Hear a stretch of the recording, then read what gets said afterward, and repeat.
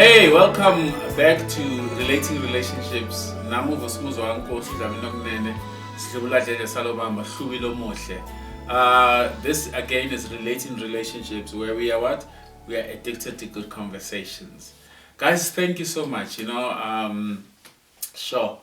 The response that I'm getting, feedback that I'm getting, and I realize some people, they send it directly to me. Because they say they're not comfortable commenting at that comment box because we're dealing with touchy things sometimes. And the biggest one now has been the one that we just had, the conversation on mama's boys. And I think the interesting thing for me has been that people have been talking, and now we've seen the difference. There's people now who are not only seeing it as negative, they also see that there's a positive side of it. But we have also realized that sometimes it's not completely the boy or the man's fault that he is a mama's boy.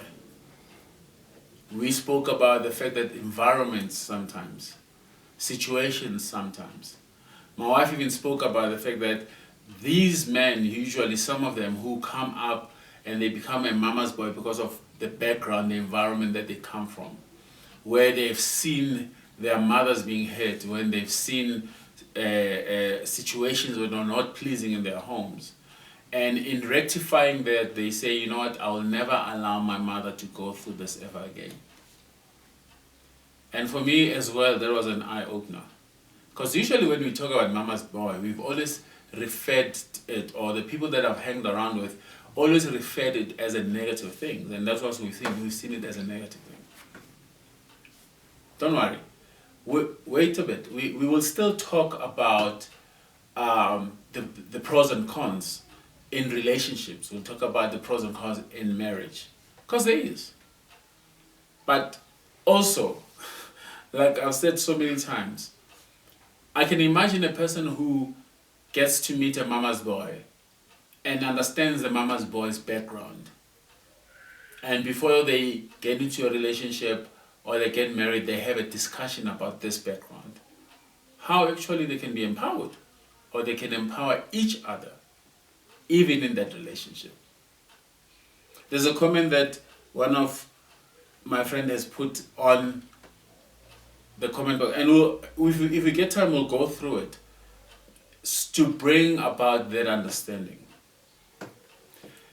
Now, when I was thinking about this for the last week and doing my research, I had a question, and the question stems from the fact that I had a whole lot of ladies who were coming and saying, yes, it's about time that we deal with this issue. It's about time that we talk about this issue. It's been ignored for too long. You need to help these men. You need to help these mama's boys. And the other day I was just thinking about it, and I was like, wow, okay. Like I said, mama's boy, there's a reason why we have mama there. There's a part that mama plays in this mama's boy.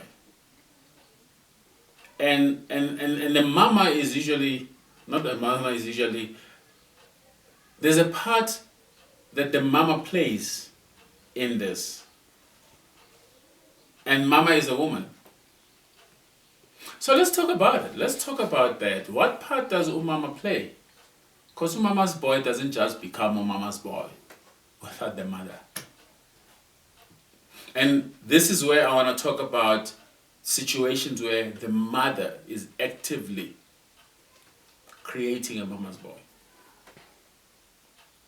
There's no other way I can actually use except creating a mama's boy. If there's any other way that we can use, you're more than welcome to tell us. So let's talk about that. And I'll keep on looking down because I wrote these notes because I needed to remember them. The first one that I wrote is, who creates mama's boy? It's a woman. And the funny thing about this is, one woman is creating a mama's boy in his house. The other one is creating in their house.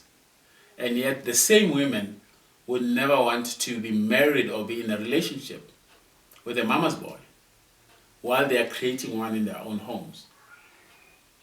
I know I might be in trouble for saying this, but I think, like I said, this is a whole season that we're going to do, and you're going to see as we go. I'm not attacking women, but I think it's important for us to look at this thing in all directions. So, the mother who's creating a mama's boy, the same mother wouldn't want to tolerate another woman's mama's boy, and yet would want theirs to be tolerated. And I even wrote here, and I know this is like, might get me into trouble, like I said. Guti, and let me put it this way, mamas would usually won't want their children or their daughters to be married to a mama's boy. Because they would advise their daughters, no. Mama's boy, you're not going to go there. And yet, in their own houses, they are creating a mama's boy, messing up an opportunity for another mama's daughter to have an opportunity of a good relationship or marriage. Isn't this crazy? It sounds awkward now that I think about it. But anyway, let's talk about it. Let's carry on. So, and I've got here, and I said, you know what? Like I said, we would advise our daughters to say, stay away from a mama's boy, because I don't want my daughter to be dealing with somebody else's mama's boy. Yet I expect other daughters to deal with my own mama's boy, because I'm best at creating a mama's boy. My mama's boy is better than that other mama's boy. And I understand it's situations and circumstances that are also involved, but I wanted to talk about this one. I wanted to know about. So, what did I also write? I said here, they will make, this is another one. Daughter-in-laws are robbed of having a good relationship with a husband that was brought up by another mama who made him a mama's boy. It is the same women sometimes who treat their daughter-in-law badly because the daughter doesn't fit to be in line or to be in a relationship with my son. Who have you created that son for? My wife said the last time that when we bring up our children, we need to realize that we are not only bringing them up for ourselves or only the world that we have introduced them to. We build them up for the world that's even out there. So, before we complain sometimes about the issues of my mama's boy, let's ask a question.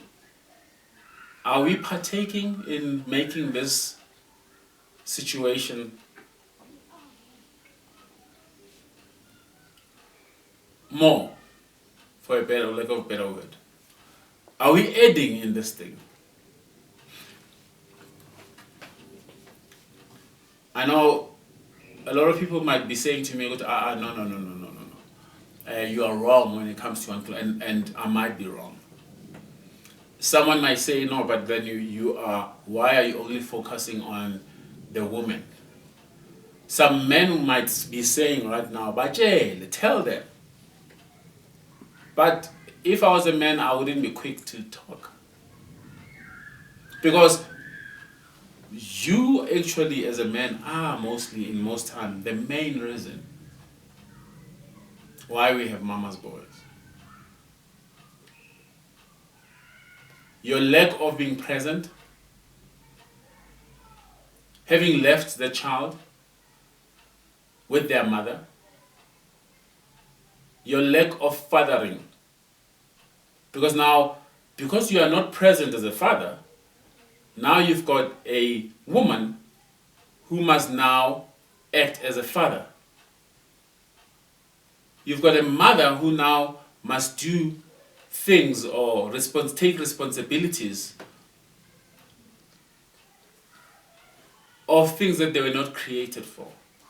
Your not being present there has left this mother to mother and father your son. And she's designed to mother. She's designed to nurture. You're the reason as well that we have these mama's boys. And again, like I said, doesn't mean that these mama's boys are bad. I want to say that they don't make themselves. It is us who make them. Maybe you are there as a father, and we spoke about, in one of our sessions, we spoke about intentional fathering. Maybe we are not intentional in our fathering. So mama is the one who always has to take responsibility. I'm reminded of this, and even in my case, when my sons, especially the firstborn, was still very young, we'll go to a public area, and if he needed to go to the loo and he was still young, mommy would take him to the loo. And it's only later when somebody showed it to me to say, God, what are you doing? You're supposed to take him from the time that he's even changing nappies, maybe. We need to pay that part at that point. I understand that sometimes it happens that as fathers, we want to be there for our children and we are not allowed. Those are the other things that we talk about. But on this one, I just wanted to address this, that mama's boys are not just created or just come out of a rock. We have played part as the women and the men. For the women, be careful of the fact that while you are pointing a finger, don't be creating the same environment that you don't want in your own home for your own child. But recently I heard something that was also interesting. This person showed me something as well. He says, my son became a mama's boy because his father died when he was still young. So I had to take the responsibility. I had to balance the equation. And because I was the only son, I wanted to give him so much love that he doesn't feel the void that the father left. And in this case, the father left the void through death, which we don't have control of.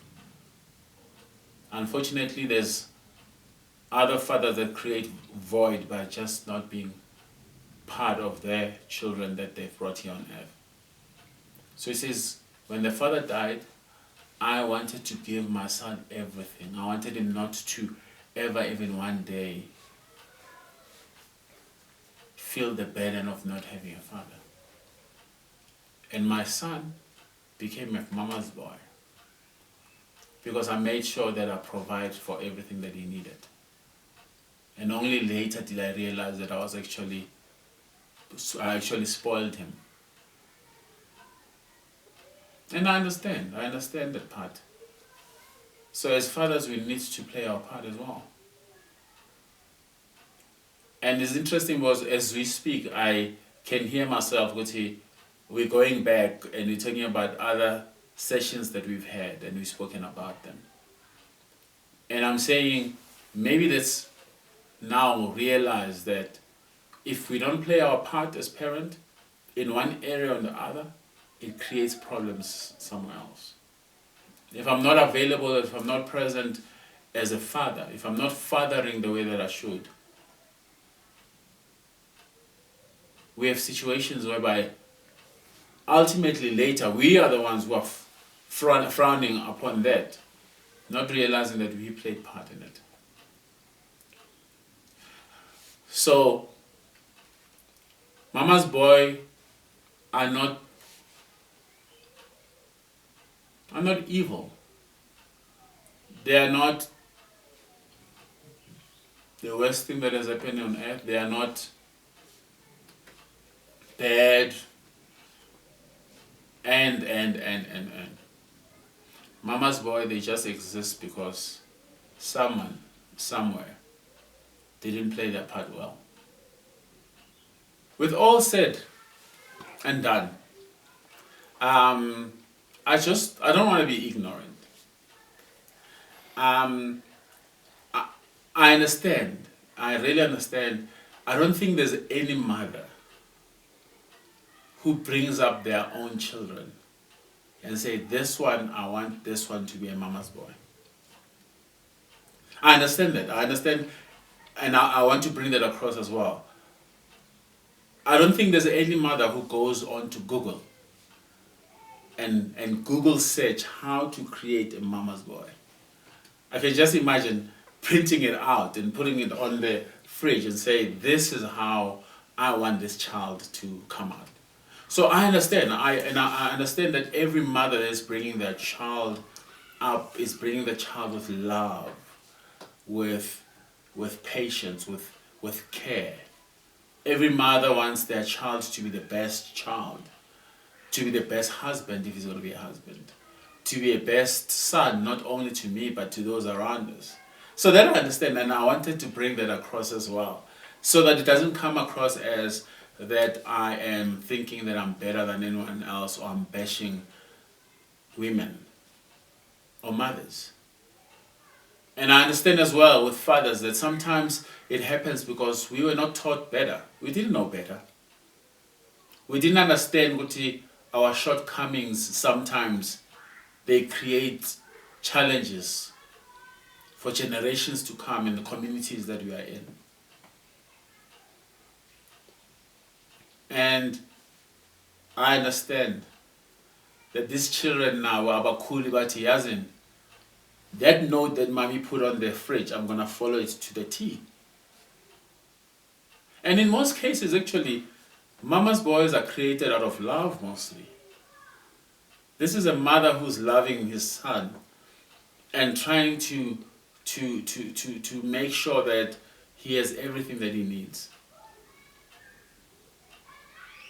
Sometimes it is a father who, because of circumstances and situations and stuff, grew up in an environment where it was a norm to have a child and not be part of that child.